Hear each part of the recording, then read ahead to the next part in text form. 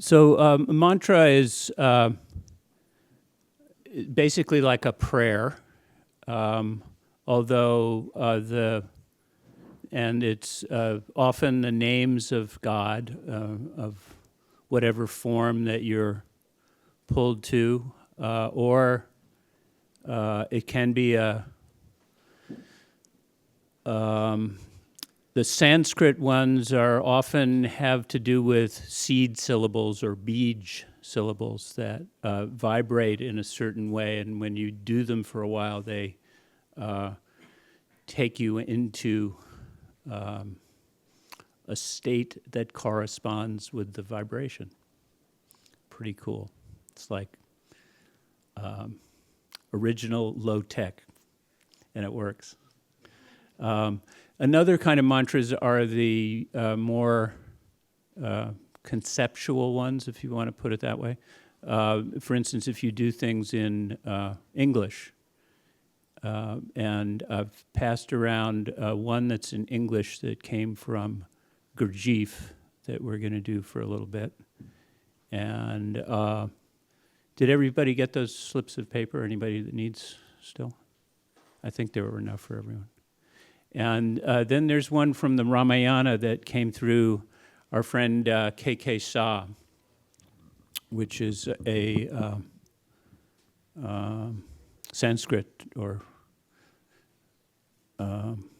maybe Hindi because it's from the Tulsidas Ramayana. But it's the, well, I'll go into that a little further when we do that one. I think we'll do the Gurdjieff one first. We'll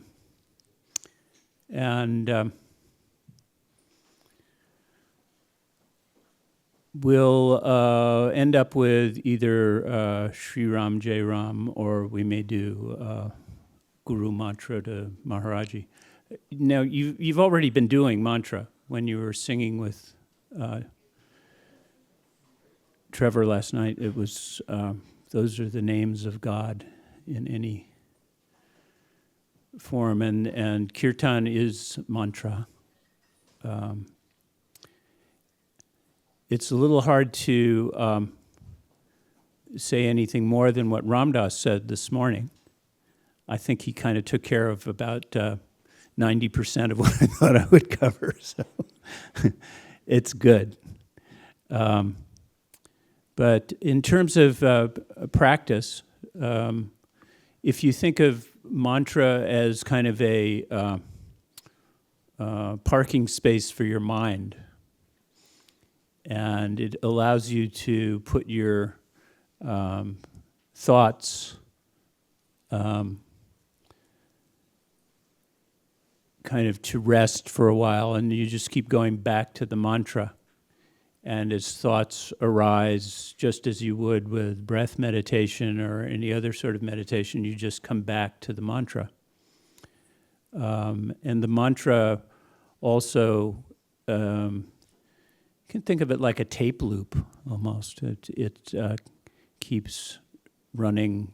And as you practice more, and as they say, it's not called practice for nothing.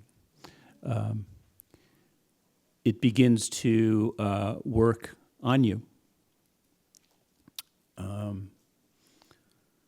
And this is, it's called mantra in Sanskrit, but it's something that crosses almost all religious practice. The prayers in the Christian church are pretty much the same function. Sanskrit has that kind of distinction of being a, what I would, from my understanding, is kind of a conscious vibratory language that was established by sages who were bringing it down from other planes of consciousness. So it works in interesting ways, and that's why those names are sacred. In fact, they say that Ram's name is more powerful than Ram, because the name itself can take you to Ram. So, and I remember at one point we were planning to do Durga Puja at the temple in Taos. And we got a message from Siddhi Ma saying, really only qualified pundits should do those mantras, because if you do them wrong, they can kind of turn on you. Because the Devi mantras, the mantras to the mother are what are considered tantric power mantras. And they are very powerful. When you go to a Durga Puja and you sit there for 9 days around the fire, you can feel the vibration that gets built up around it, and it is very powerful.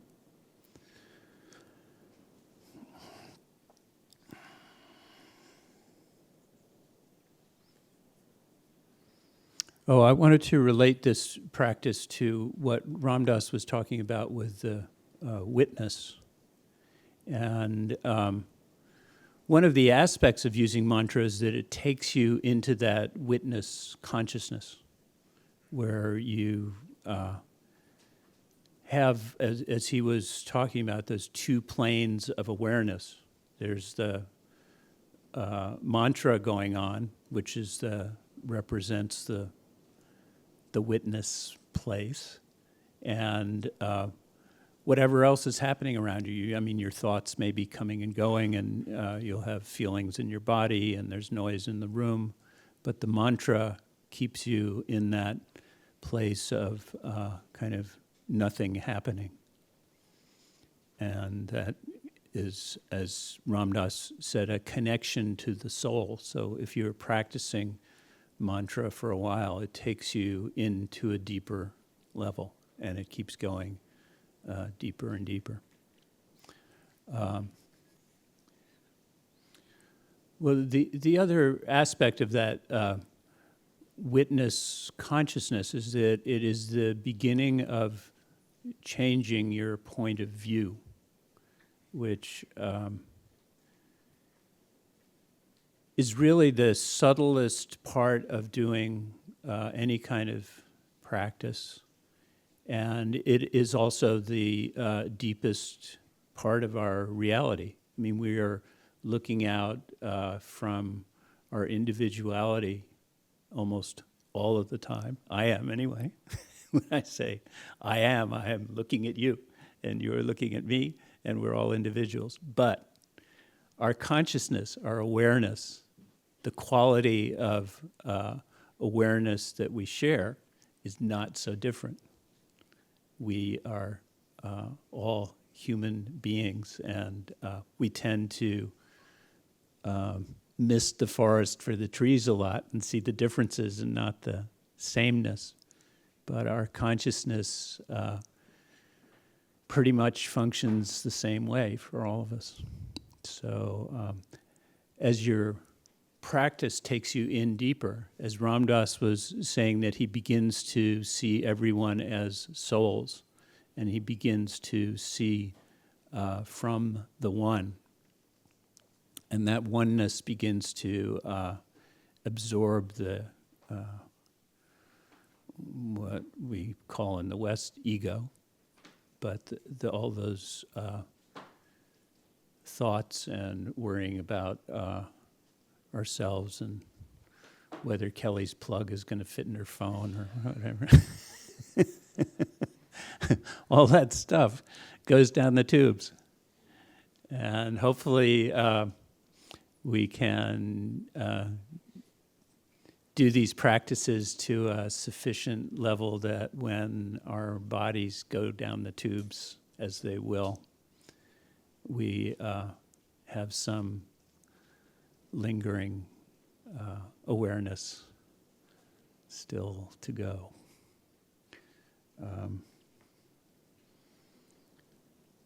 The other thing that I wanted to bring into this is just Ram Dass was speaking about the I am loving awareness, and we did that for a while in the talk with him and his session. one of those qualities of many of these mantras is that they take us into the heart from our discursive thinking, our minds, our thinking minds, however you want to describe that. And it is that feeling of moving from the head to the heart, if it's a physical space, which it's not, but we begin to expand in the heart, and that begins to include what's around us and the people around us. And we begin to be absorbed into Maharaji's sub-ek, all one. So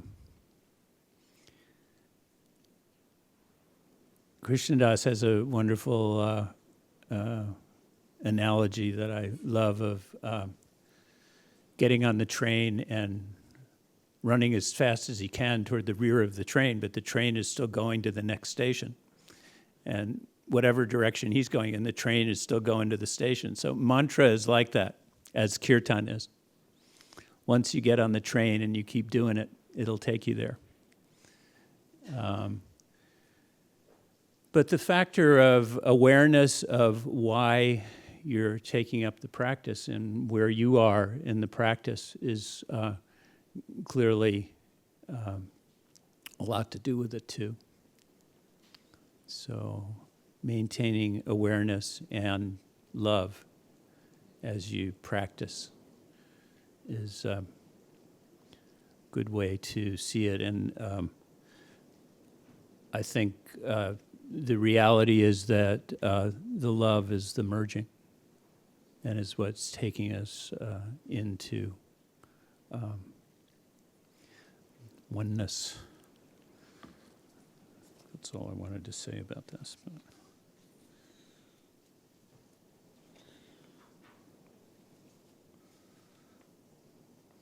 This is a wonderful quote from Gandhi that is in Polishing the Mirror.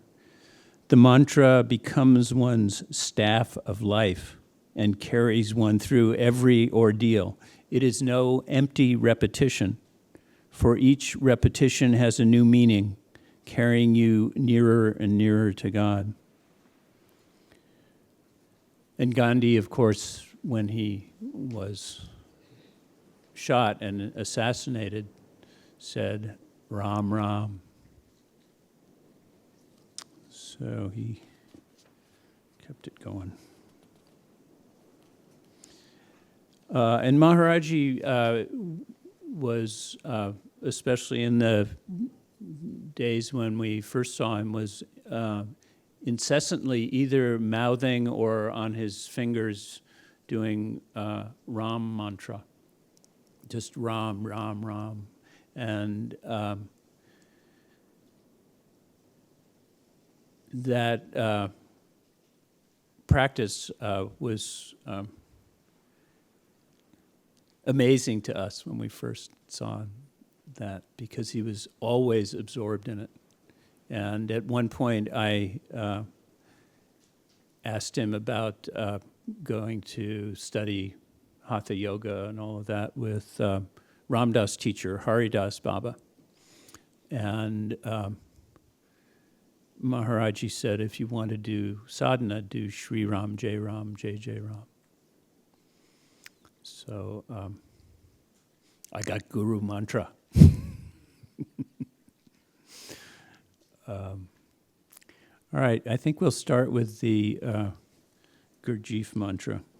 I think we'll do this one together aloud. Obviously, you can do mantra to yourself, and if you feel more comfortable doing that in the group, but it's interesting to practice together. This mantra from Gurdjieff came to me through someone who had been with Gurdjieff. He was a literary figure from New York in the 30s, and I ran into him when I was in college. He was a visiting scholar, and I somehow managed to arrange a tutorial with him, and used to go over to his house, and he would tell me stories about Gurdjieff. That was the extent of our course. And he passed on this mantra, and his wife had been one of the dancers at Gurdjieff's performances in New York. I'm not sure how much you know of those, but they did these conscious dances that he had designed, and it was apparently very powerful. And the Gurdjieff groups in New York were active for some time, mostly in the 30s and 40s. So you'll see with both this mantra and the Hindi one, these are both ones that bring the sun into your heart. And that is, it's closely related in my mind to Ram mantra also. I don't know whether it's Hindi or Egyptian, but Ra is the sun, and Ram was the prince of the solar race in the Ramayana.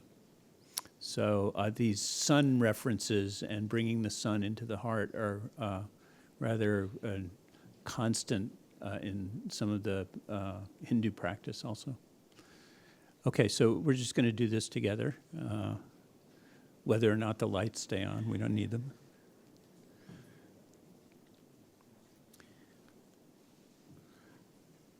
More radiant than the sun, purer than the snow, subtler than the ether, is the self within my heart.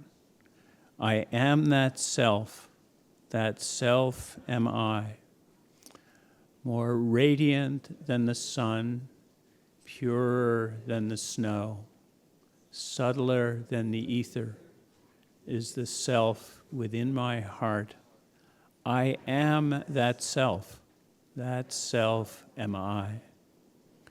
More radiant than the sun, purer than the snow, subtler than the ether, is the self within my heart. I am that self am I. More radiant than the sun, purer than the snow, subtler than the ether, is the self within my heart. I am that self am I. More radiant than the sun, purer than the snow, subtler than the ether, is the self within my heart. I am that self am I. More radiant than the sun, purer than the snow, subtler than the ether, is the self within my heart. I am that self am I.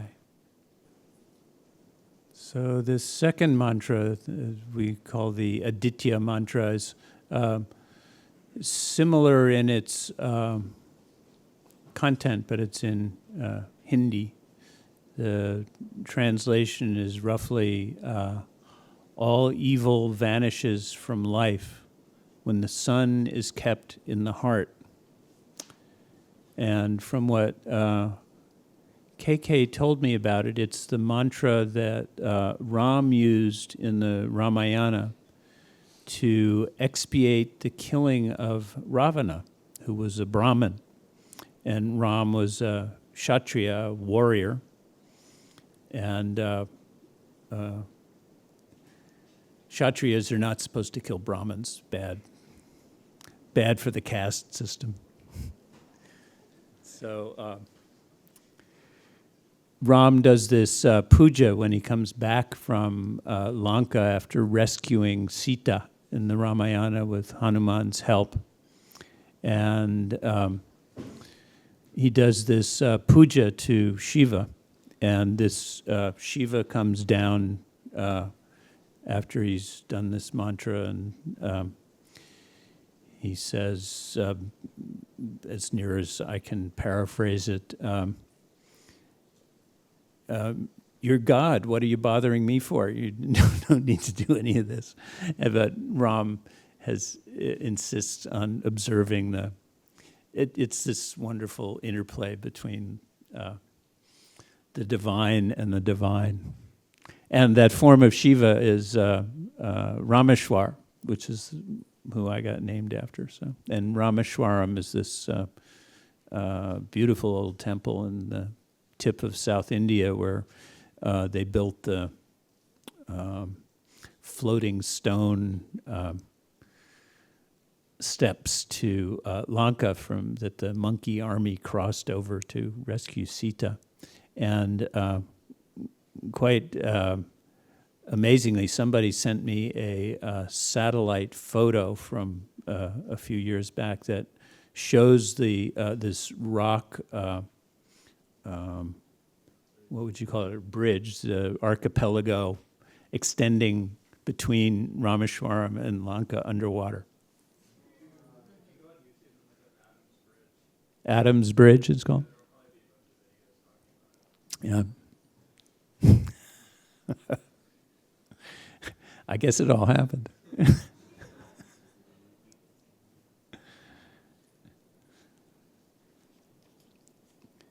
So K.K. Shah wrote out the mantra for us, which you all have a copy of now. And Aditya is the sun, Hridayam is spiritual heart, Punyam is like wisdom or knowledge, Sarv is all, and I think Shatru. Jacob, do you know the Sanskrit for this or Hindi better? Yeah. Mm-hmm. Yeah, I think so. Yeah. Yeah, so it destroys the evil. Yeah. So keeping the sun in your heart obliterates evil from your life. All evil.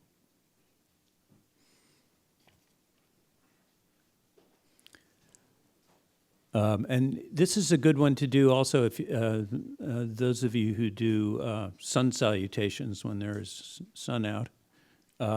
This is a nice one to do when you're greeting the sun in the morning.